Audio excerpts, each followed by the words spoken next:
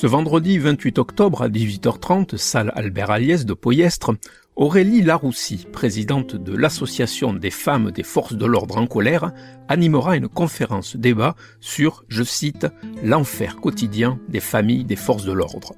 Un enfer qu'elle raconte dans le livre « Pute à flic » récemment paru aux éditions Ring. Elle a répondu aux questions de l'Indépendant avant sa venue dans les Pyrénées-Orientales. Est-ce que depuis le moment où vous avez lancé cette association et maintenant, vous avez senti qu'il y a une évolution un peu positive ou malheureusement, vous sentez que ça va de pire en pire?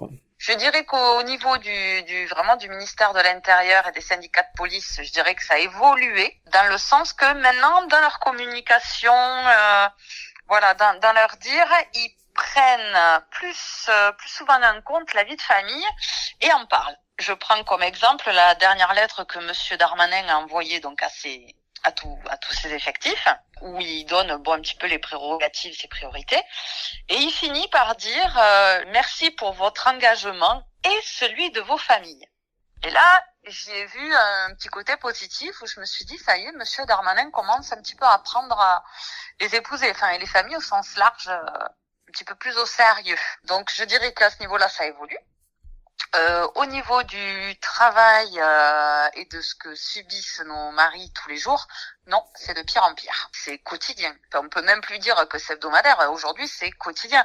Nous, les refus d'obtempérer, par exemple, ça fait 5 ans qu'on les dénonce. Alors, c'est pas nouveau, mais maintenant, c'est quotidien parce que vous avez un refus d'obtempérer toutes les 20 minutes en France. C'est-à-dire que nous, les épouses, toutes les 20 minutes, on se dit, c'est peut-être moi la prochaine veuve. Tiens, c'est peut-être la copine.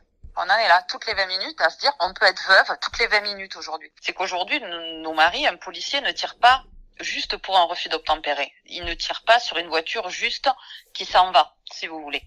Quand il y a des refus d'obtempérer, il y a des chasses, et c'est souvent que on a vu dans des notes de service où on interdit à nos maris de poursuivre la chasse, comme on dit. Donc, il ne tire pas juste pour le refus d'obtempérer. Vous avez le refus d'obtempérer qui est une chose, et vous avez quand même la tentative d'assassinat, ou du moins de nuire à une personne représentant de l'ordre public, quoi. C'est vraiment deux choses différentes. Aujourd'hui, dans les médias, on a l'impression que les flics tirent juste sur une voiture qui prend la fuite. Non.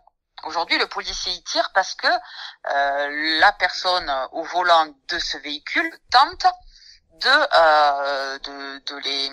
les renverser ou de les tuer, quoi, tout simplement.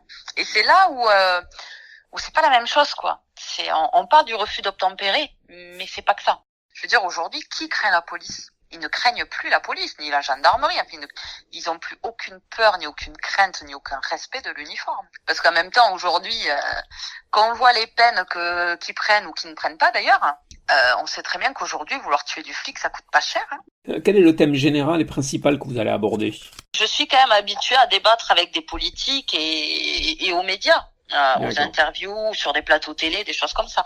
Maintenant, arriver dans une salle avec des simples citoyens, ça va être une première. Et il me tarde justement, parce que c'est vrai que quand on parle à des politiques, en fonction des partis, en fonction de, c'est plus professionnel, je dirais. Ils prennent pas, et puis ils ont déjà en général leurs idées.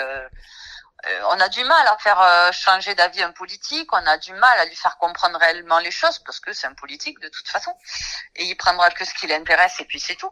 Alors que là, c'est vraiment parler à monsieur et madame tout le monde, quoi. Je veux dire, des gens comme moi, des gens comme vous, des gens qui ont réellement besoin aujourd'hui de leur service de sécurité intérieure, ça change tout. Ça, je pense que ça peut tout changer, ouais. Et c'est le but de ce livre.